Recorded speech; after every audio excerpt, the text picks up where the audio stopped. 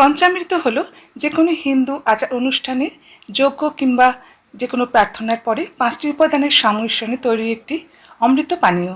এটিকে অত্যন্ত শুভ বলে গণ্য করা হয়। প্রত্যেক হিন্দু পরিবারে এই পানীয় আমরা পান করে থাকি। 5টি অমৃতের সংমিশ্রণে তৈরি বলে এটাকে বলা হয় পঞ্চামৃত। এই পঞ্চামৃতের প্রথম উপাদানটি হলো দুধ। দুধ হলো সর্বোচ্চ স্তরের বিশুদ্ধতা ও পুষ্টির প্রতিনিধিত্ব করে। পরবর্তী উপাদান দই। দই পবিত্রতা এবং সংরক্ষণের প্রতীক। তৃতীয় উপাদান হলো ঘি। ঘি যা তার পবিত্রতা এবং পুষ্টিকর গুণাবলীর জন্য বিখ্যাত। তৃতীয় উপাদান মধু।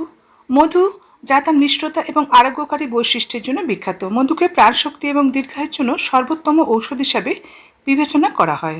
পঞ্চামৃতের পঞ্চম উপাদান হলো গুড় বা চিনি। সাধারণত গুড়কে শুদ্ধ বলে পঞ্চামৃতে ব্যবহার করা হয়ে থাকে। গুড় বা চিনি হলো একটি পঞ্চম অমৃত যা এটিকে মিষ্টতার সাথে সামঞ্জস্যপূর্ণ তৈরি করে। কিছু কিছু অঞ্চলে তুলসী পাতাকে পঞ্চামৃতের ষষ্ঠ উপকরণ হিসেবে ব্যবহার করা হয়।